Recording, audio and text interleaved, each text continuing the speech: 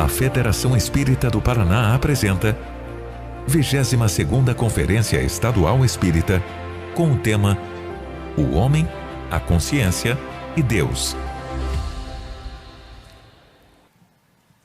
Desta vez, rogo permissão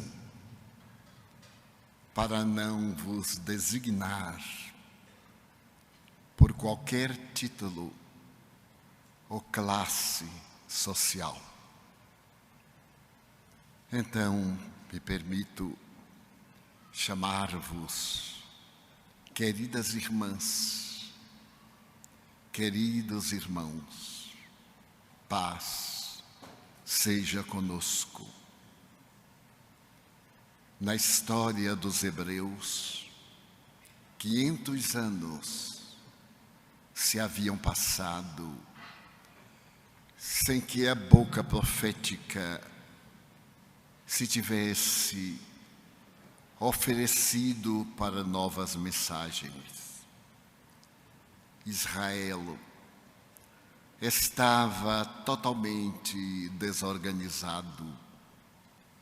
O povo havia perdido o contato com Deus. Muitas nações sobrevoaram o seu território como águias ou abutres, buscando nutrir-se do cadáver da cultura vencida.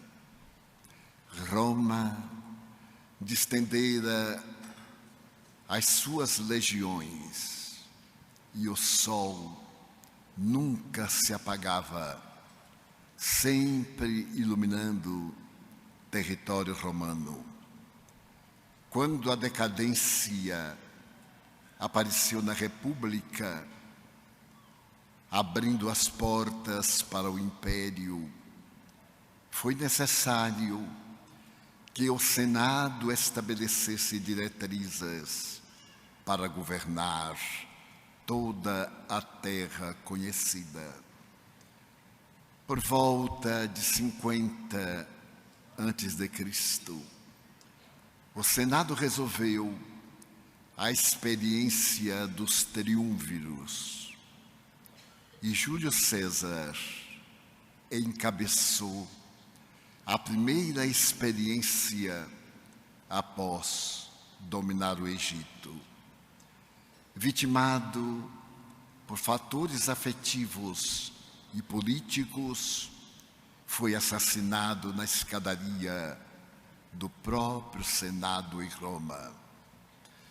A baderna tomou conta do império. Então, surgiu o segundo triunvirato. Entre eles estava Marco Antônio, casado com uma irmã de Júlio César.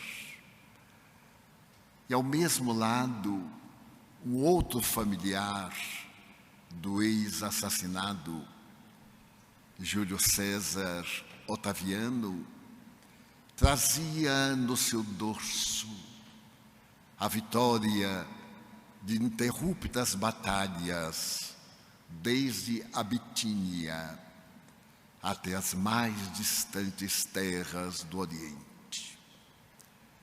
Ele se encarregaria de derrubar Antônio, que se deixara seduzir por Cleópatra, enquanto o mundo estertorava. Os bárbaros invadiam grandes porções do território infinito. Havia desolação, mas, governando agora a sós, Otávio, também conhecido como Otaviano, estabeleceu as diretrizes éticas para manter o povo mais feliz, dando exemplo de que um povo é feliz quando os seus governantes são honrados. Estabeleceu uma ética, mandou fechar as portas do Templo Vitória, Roma estava em paz pela segunda vez em mais de 640 anos.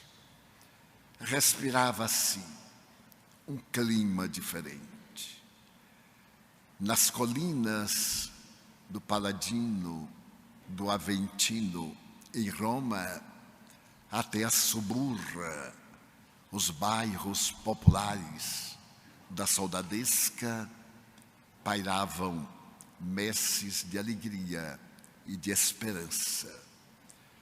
Os historiadores da época não sabem explicar o que aconteceu com a humanidade, porque não se reencarnou nesse período nenhum audacioso combatente. Pelo contrário, Roma apresentou seus grandes filósofos, Tito Livio, Mecenas, Salustio, como inspirado dos deuses.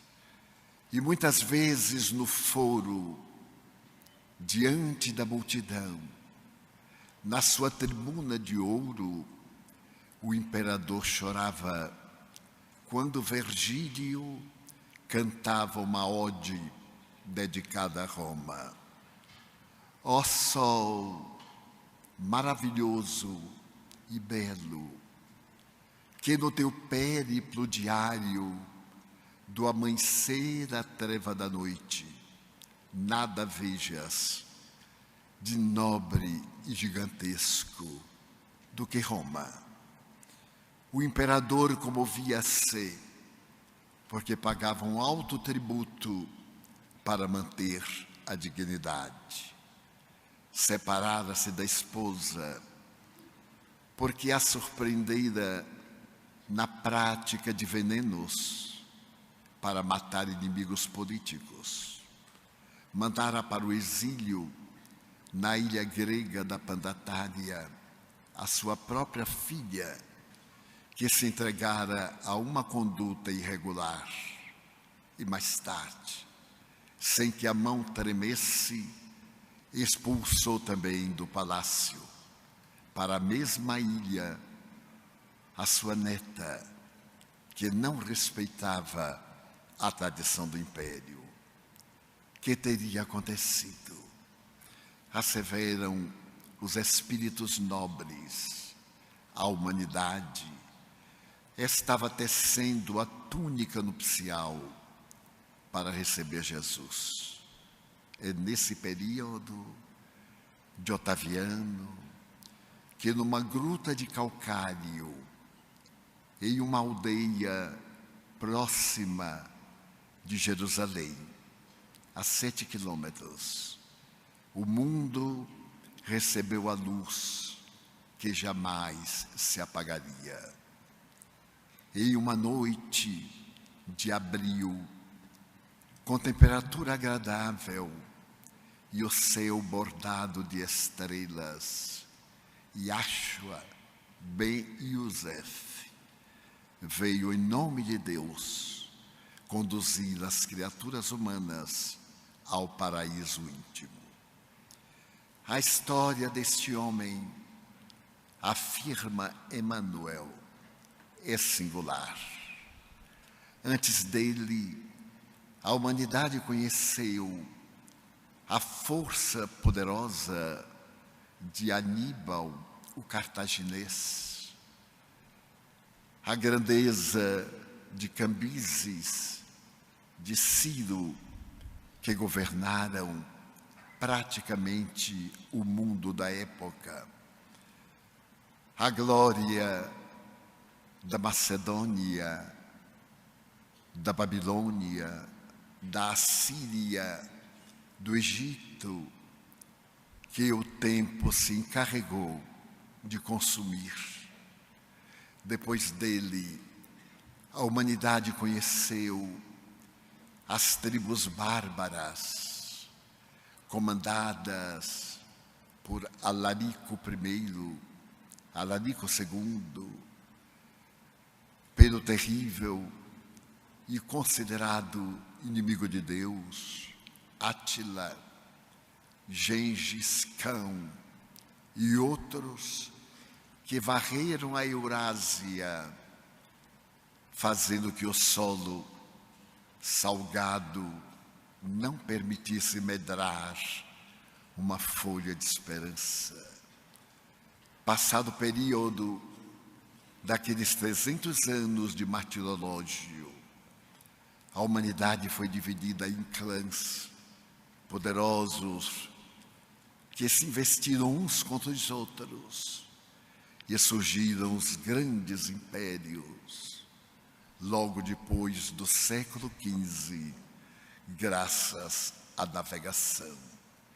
Os antigos fenícios haviam se reencarnado em Portugal e Espanha.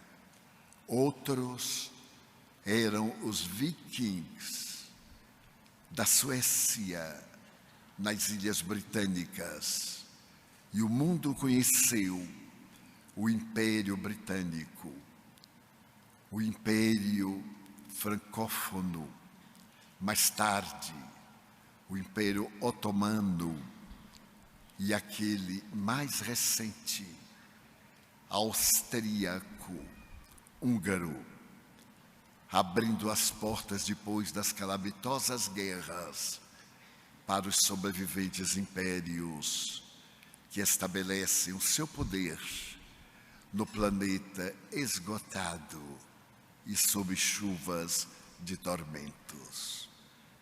Todos eles passaram, mas aquele homem que nascera numa gruta de calcário e fora residir numa aldeia de aproximadamente 200 almas, a pequenina Nazaré, na região baixa da Galileia, este homem venceu a história da humanidade.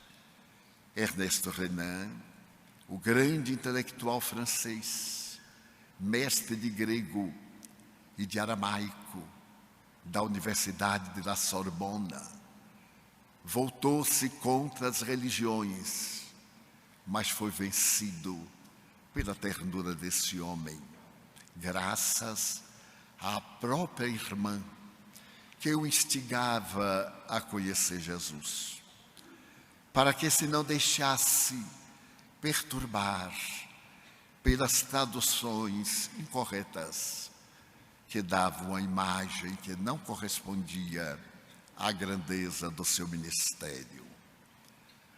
No dia 22 de fevereiro de 1862, no Collège de France, na aula inaugural, Ernesto Renan, representando a cultura europeia, deu início a essa classe memorável com a seguinte frase: Jesus é um homem incomparável. Poucas palavras. Ele investia contra o totalitarismo das velhas religiões. Apresentava Jesus como sendo um homem extraordinário, incomparável, porém, um homem. Não era divindade encarnada, era o Filho excelente de Deus, que veio para estar conosco, viver as nossas vicissitudes, experimentar o salgado das nossas lágrimas, ter a boca com o fel que o fígado derramava no aparelho gástrico e dar a própria vida para que a nossa fosse uma vida em abundância. Era um homem singular. Ainda celebra o eminente escritor, filósofo, periodista Ernesto Renan. Dividiu a história. Todos os vultos a que me referi e outros inumeráveis abalaram a história da humanidade e fizeram a terra tremer sob a marcha dos seus exércitos aloucados como os bárbaros ou das legiões organizadas de Roma. Porém, passaram, deixaram as marcas sangrentas, a herança do ódio, os sinais característicos da avidez e da própria ignorância. Só Ele veio para unificar as criaturas. O poder era dos mais fortes em recursos temporários. Os vencedores eram arrebatados pela morte. Os que triunfavam sobre os outros nos campos juncados de cadáveres, logo mais, eram reduzidos a pó na mesma sepultura dos párias e dos miseráveis.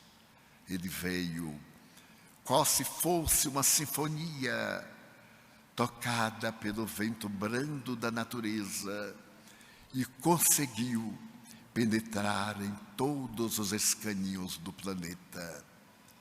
Não escreveu uma palavra, no entanto, a sua vida é narrada em mais de 500.000 obras, superando Napoleão Bonaparte, cuja existência foi biografada em mais de 250.000 obras. Jesus pôde vencer o mundo com um olhar de ternura e de compaixão, onde havia somente a desconfiança, o orgulho e a barbárie disfarçada de civilização.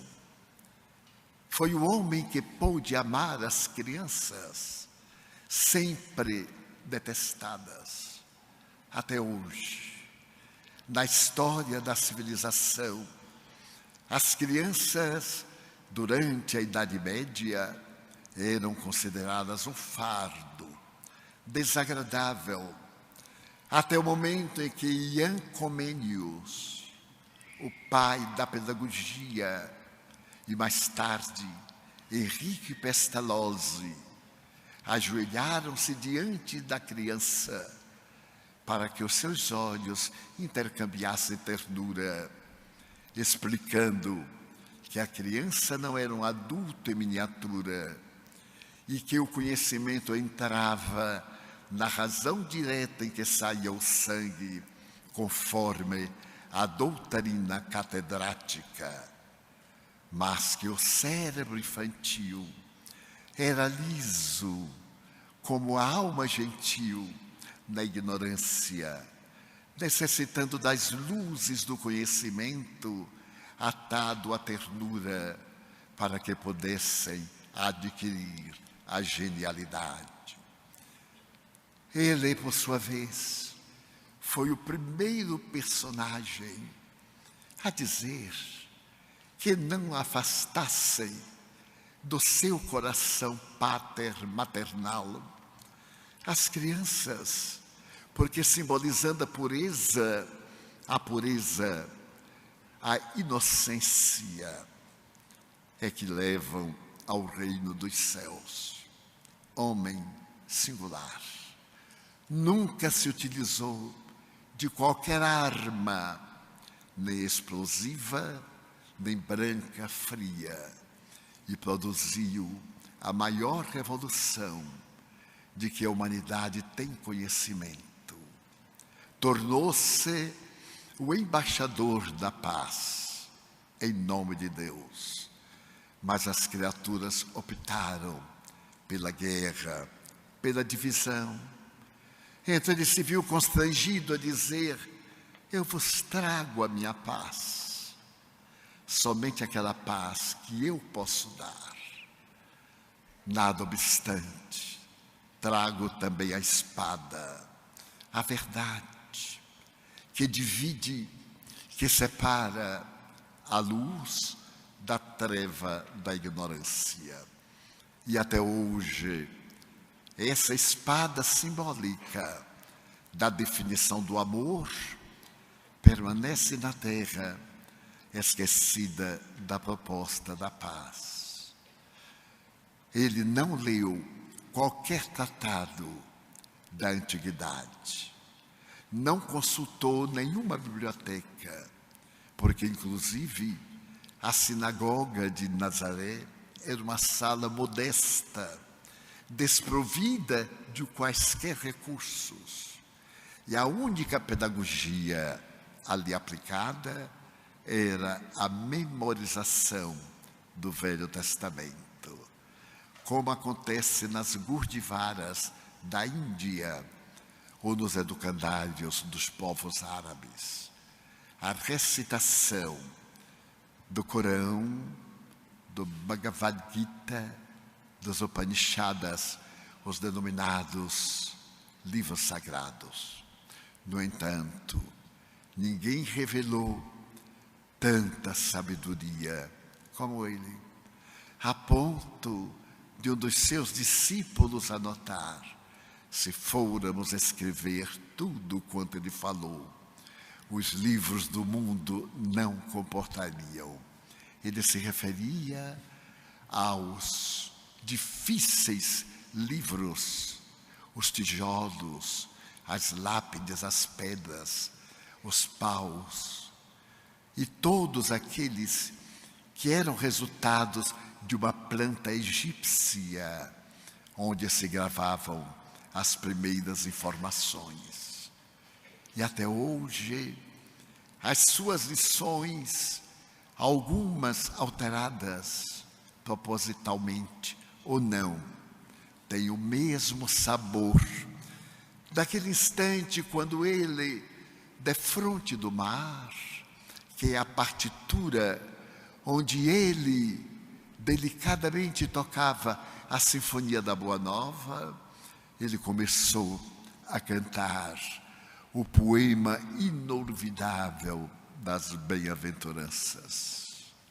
Ninguém pôde ultrapassar em beleza aquelas 7 frases e as 3 conclusões.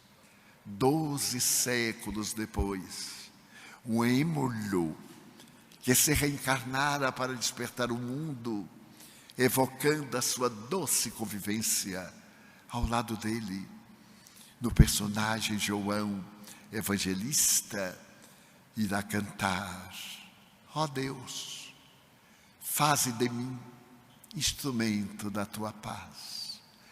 E a fraca voz do poverello, o pobrezinho de Assis, trouxe de volta a dúlcida presença de Jesus e implantou-a nos corações, fazendo-a ainda soar na doçura das nossas almas. Jesus, não tendo frequentado a doutrina dos terapeutas, é considerado o maior, o mais nobre e o mais profundo conhecedor da psique humana. É nessa característica de psicoterapeuta que ele fará a ignorância israelita e da gentilidade estremecer. Quantas vezes, naquele mar, sujeito a tempestades, por uma questão climatérica, ficava abaixo do nível do mar Mediterrâneo. E por isso, repentinamente, os ventos formavam tufões e as tempestades dentro daquelas águas piscosas faziam-se perigosas e letais. Mas ele olhava daquela doce, aquela praia amiga de Cafarnaum, as montanhas que ficavam do outro lado eram montanhas gregas, a Decápolis, 10 cidades gregas que odiavam Israel. E odiavam por causa de um preceito mosaico. A Decápole dedicava-se à cultura dos suínos e o israelita considerava a alimentação dos porcos perigosa, imunda, seja no sentido profundo da palavra ou no sentido bíblico. E ele olhava para aquela gente com uma ternura infinita, porque foi o primeiro ser humano que amou os inimigos. As pessoas eram-lhe inimigas, mas ele nunca se permitiu ser inimigo de ninguém. Ele trazia paz, e a paz é dúlcida, vigorosa, enérgica, com o poder de transformar o homem, a mulher, a humanidade. E um dia ele resolveu enfrentar o ódio decapolita e, convidando os amigos queridos em 3 barcas, comandadas por Simão, o filho de Jonas, atravessou as águas mansas do mar Espelho e rumou na direção daquela cadeia de montanhas feita da explosão dos vulcões que deixaram o magma tornar-se pedra, e por isso eram escarpadas todas elas. Os companheiros temiam, e um deles perguntou: aonde vai, Senhor? A Decápolis, a uma daquelas cidades amaldiçoadas. Exatamente lá é que necessita da palavra de meu Pai. E começaram a subir por um caminho improvisado e perigoso. Mas antes de chegar à cidade, como era de hábito entre os israelitas, nas pedras e nas escarpas estava o cemitério abandonado. Aquela cidade, Gerasa ou Gessesa, era célebre pelo ódio. E quando ele ia atravessando entre as campas arrebentadas e os mausoléus abertos, de repente, aparece um homem com aspecto agressivo, a cabeleira imensa e desnatrada, as mãos transformadas em garras, a testa larga, os dentes postos fora, o corpo trêmulo e pouco coberto de trapos, e grita: Jesus, Jesus de Nazaré, que tens tu contra nós? Ele se volta na direção do estranho e, tomado de compaixão, pergunta: quem és tu? Nós, que somos muito, somos legião. Aqueles que desgraçamos este homem, que o atormentamos e que o aniquilamos. Que tens tu, que cá vieste para salvar esses desventurados? Como te atreves a vires enfrentar-nos a nós?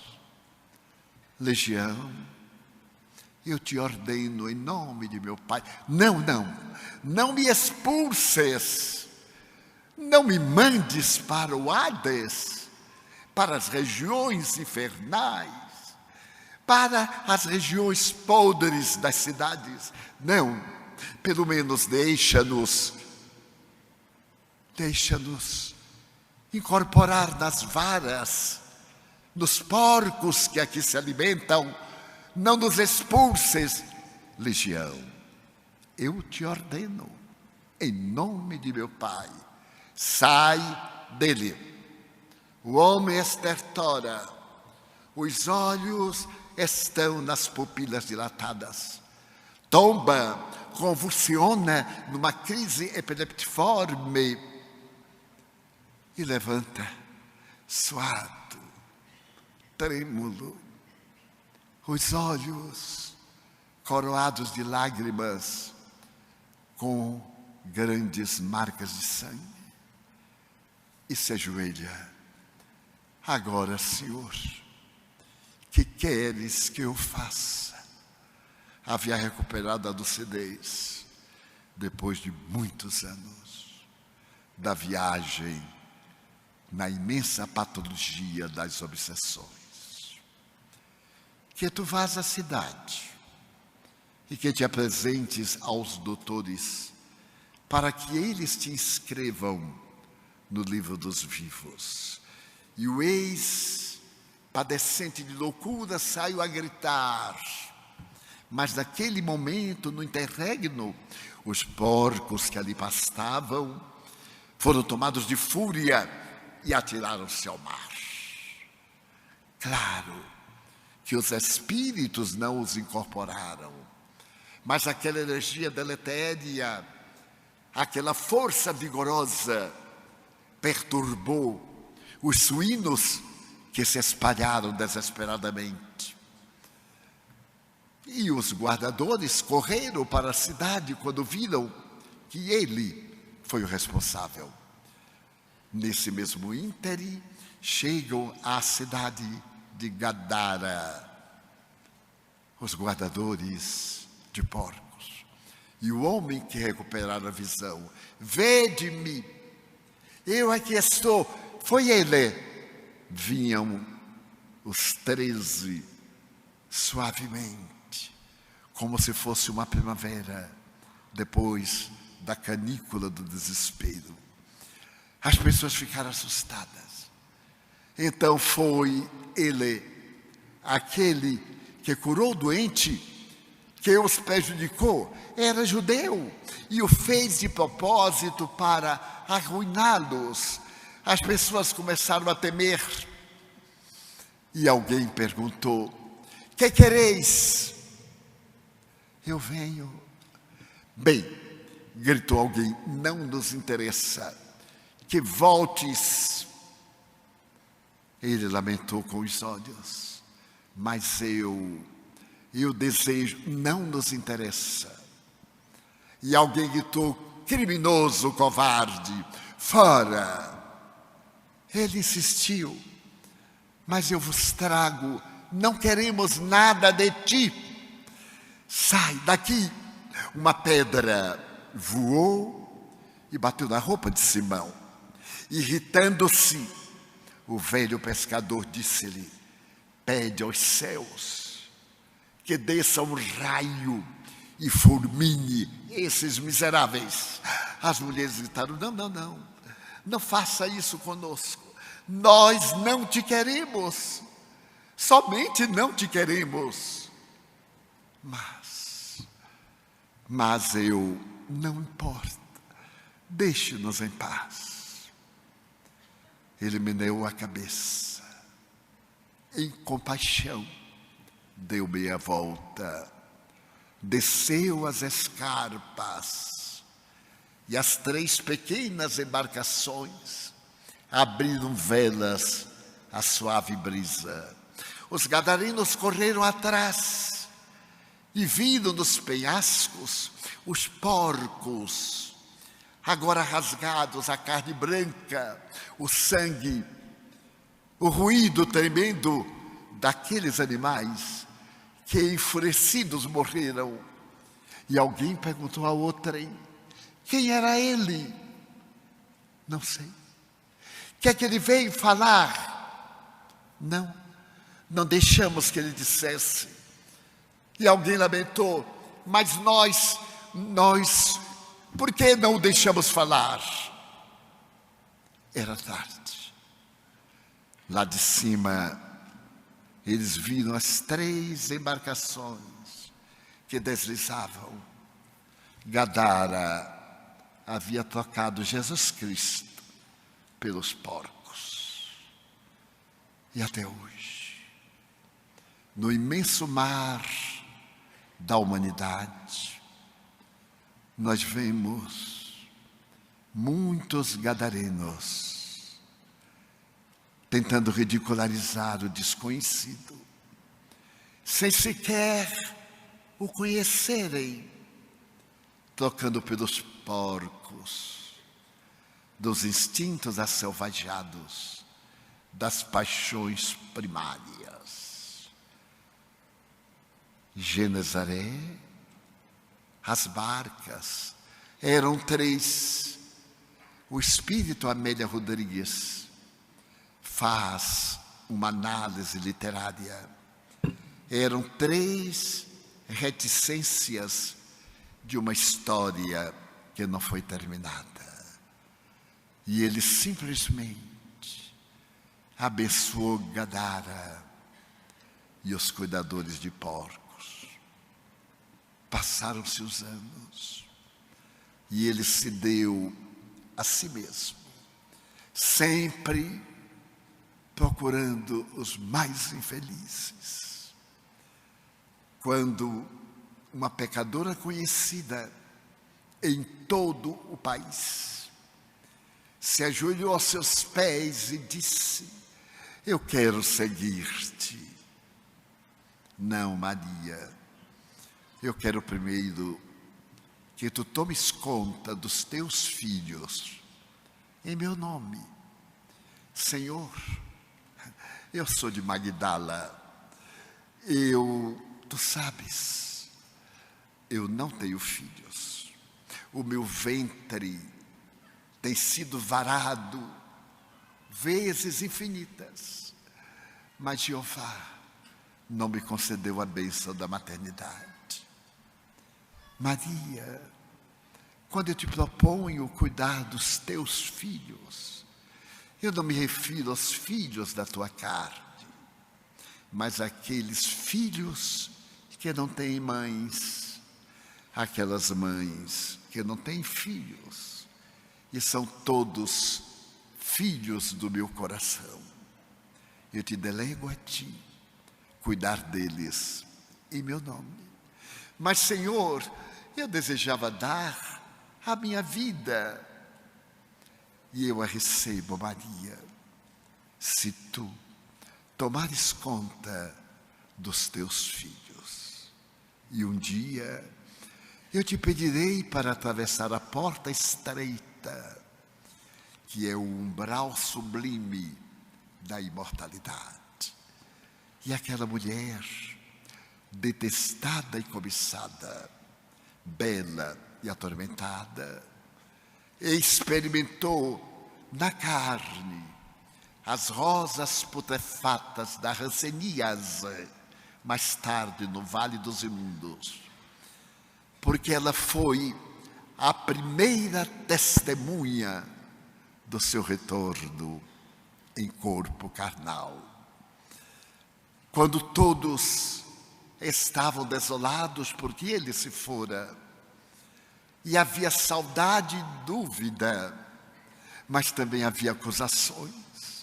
Ele nos abandonou, prometeu-nos o reino, porque Israel queria um rei que cavalgasse o jinete da impiedade e com a lança do destino ceifasse as vidas, olvidando que ninguém morre, destruísse os corpos e lhe desse o trono junto à arca da aliança para governar corpos. Israel não entendeu que ele era um rei singular. O seu trono não era visível, era o coração das criaturas humanas. Ele reinaria não sobre oprimidos, mas sobre vidas que se libertaram dos grilhões, das paixões que entorpecem o caráter e envilecem o ser. Então estavam desenganados. E quando foram levar os ungüentos para o embalsamamento final, Pedro, Tiago, João e ela encontraram a sepultura vazia, atestando que Herodes Antipas mandara roubar o cadáver para evitar aquilo que lhe prometera voltar 3 dias.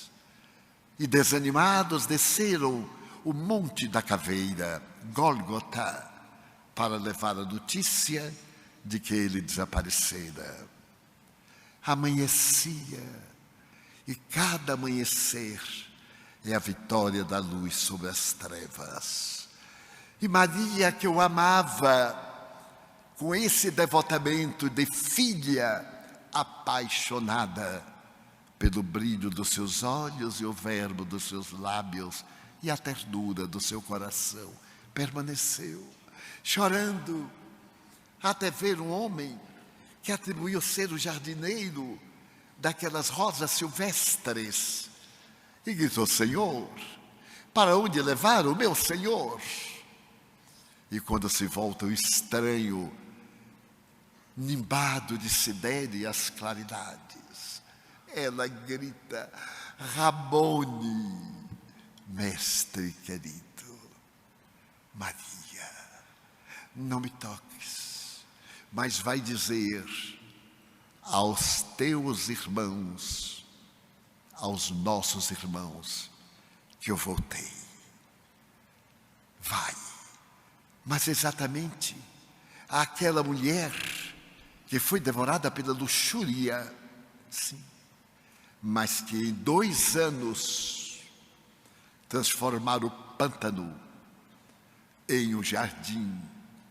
E mesmo quando as águas eram imundas, havia lírios alvinetentes que medram na lama e lótus que engrandeciam as águas pútridas do chavascal em que ela se encontrava. Ela corre, acabo de vê-lo, disse-lhes no cenáculo, naquele mesmo lugar da última refeição. Os companheiros estavam desolados. Acabo de vê-los. E André, que representa o intelecto vazio das criaturas humanas, biblioteca de páginas fechadas. Tu, a ti, ele te apareceu a ti, exatamente a ti. Como iremos crer? Se ele voltasse, apareceria a sua mãe. A Pedro, aí está o ciúme, a quem ele nos entregou. Ou a João, a quem tanto amou, nunca a ti. Ali estava o ego da humanidade, que nunca perdoa realmente os delitos da ignorância humana. Nunca esquecem. E mesmo quando toleram, trazem sempre nos lábios do coração: eu me lembro de quando tu eras. Mas aquilo que fomos não importa. Importa aquilo que somos. E foi por essa razão que Allan Kardec, o ínclito codificador da doutrina espírita, disse: o que vale é a intenção. Ninguém sabe por que aquela mulher vendia o corpo. Não, ninguém sabe, senão aqueles que, como nós, visitamos os prostíbulos de baixa categoria, onde os filhos acompanham as mães deitadas na mesma cama, ganhando pão amargo para dar-lhes. Tem sido assim nos bordéis que visitamos. E muitas dizem-me, chorando: mas eu não sei fazer outra coisa. O meu corpo é minha máquina de costuras. Jesus sabia e compreendia que o chamado pecado, o delito, o engano, é uma lição pedagógica que a psicologia denomina a primeira técnica pedagógica. É o erro e o acerto. Ninguém acerta de prima volta, de primeira vez. Ninguém. Primeiro, o engano, a queda para postar-se de pé, o equívoco da palavra, a dislexia, para depois o aprumo, a correção da linguagem, a beleza. Esta lição deu-nos Jesus, a compaixão, a piedade para aqueles que estão equivocados. Então eu me atrevo a dizer que tenho muitos inimigos, mas que tenho lutado para não ser inimigo de ninguém. Não importa, porque nós não estamos servindo a outrem, estamos evoluindo através de outrem. O pão que damos a alguém, damos-lhe a nossa fome de amor. E quando vemos o desespero das massas, o ódio, a instigação da mentira, a desordem remunerada, Joana de Anjos me disse: não os censure, meu filho, é saudade de Jesus. Só que eles não sabem. O inconsciente tem saudade de Jesus. E como eles não estão esclarecidos, a saudade se torna revolta, ódio, agressividade. É a saudade do amor de Jesus. É este homem incomparável que neste momento em que se clausura a 22ª conferência proferida pela Federação Espírita do Paraná, que os seres angélicos que administram o nosso destino comparecem para repetirem como os mártires: Ave Cristo. Aqueles que te amamos, te saudamos e homenageamos. Jesus, meus filhos, é o zênite e o nádir das nossas especulações. Jamais tivemos tanta necessidade desse pastor querido, e jamais a humanidade apresentou tanto amor como nestes dias. O amor à natureza nas suas mais variadas expressões.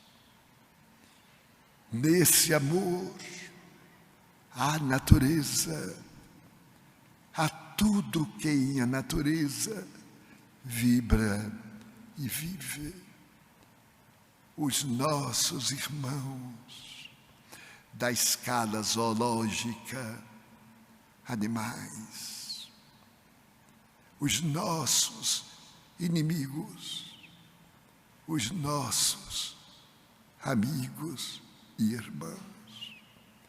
Nunca houve tão bela e nobre consciência dos ditados de Jesus, porque nos não deixou órfãos, permitiu que as luminíferas estrelas caíssem dos céus sobre a terra na escuridão pós-Revolução Francesa, que estimularia o mundo às canções de liberdade pelas Américas, arrebentando os grilhões do colonialismo que a humanidade, de alguma forma, ainda impõe na sociedade carente. Em tempo algum, Jesus foi tão exaltado, tão combatido, e isso nos merece reflexão. Exultemos e não temamos. A morte não é o fim, é a grande libertadora da escravidão carnal. Não vos preocupeis demasiadamente com a presença pandêmica do vírus, cujo momento será mais tarde entendido nas suas razões, nas suas origens e no porquê chegou-nos agora, provocando pânico e dor. Vós, que conheceis Jesus, mantende o respeito às leis, buscando a precaução recomendada pelas autoridades sanitárias, mas não oculteis a mão socorrista aos padecentes. Não negueis a palavra libertadora aos que se preparam para enfrentar a imortalidade. Não saiais de onde fostes colocados numa inútil e enganosa tentativa de impedir a contaminação. Buscai a pureza íntima e, sobretudo, alimentai-vos da fé dinâmica, corajosa e gentil, amando a todos, evitando as paixões que dividem e as experiências que unem. Hoje, quiçá, mais do que nunca, Jesus precisa de vossas mãos, falar pelos vossos lábios, sentir o calor da vossa compaixão e a misericórdia dos vossos sentimentos. O grande antídoto para todos os males é o amor responsável, é o amor dinâmico, é o amor que doa e não se preocupa em receber nem mesmo um sorriso do beneficiário. Não penseis que vos encontrais a sós. Os céus enviam os seus embaixadores para que o intercâmbio entre encarnados e desencarnados se faça com muito mais facilidade. Tende cuidado para que as vossas ondas mentais sincronizem-se com as mentes que administram as vidas e evitai descer o vosso pensamento às páginas da agonia, onde se encontram as forças ultrajantes que estão produzindo as dores por necessidade da evolução do planeta. Ide, como Jesus disse aos 500 da Galileia, e pregai pelo exemplo, pela palavra iluminada e pelo exemplo de abnegação.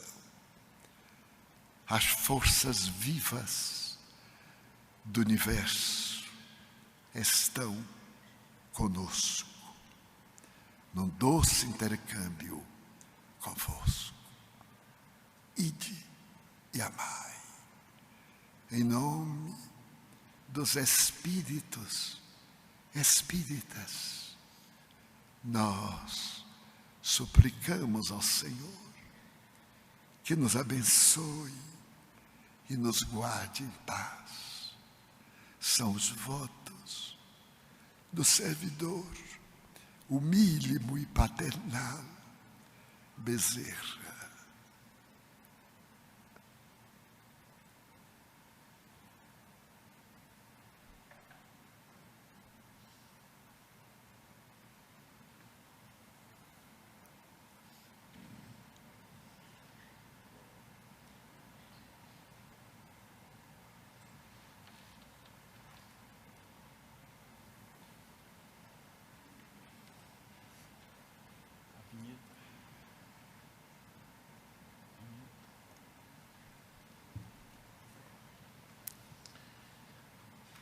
Muito obrigado a todos.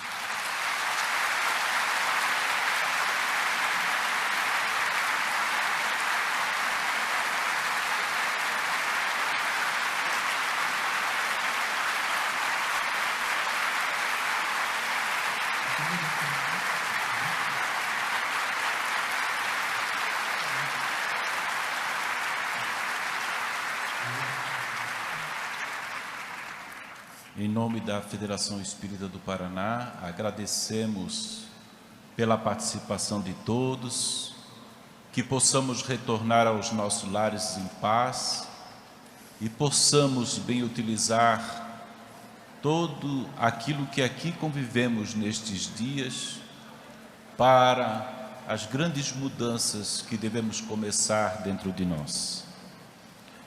Em nome da Federação Espírita do Paraná, da diretoria executiva, nós agradecemos e um bom domingo a todos.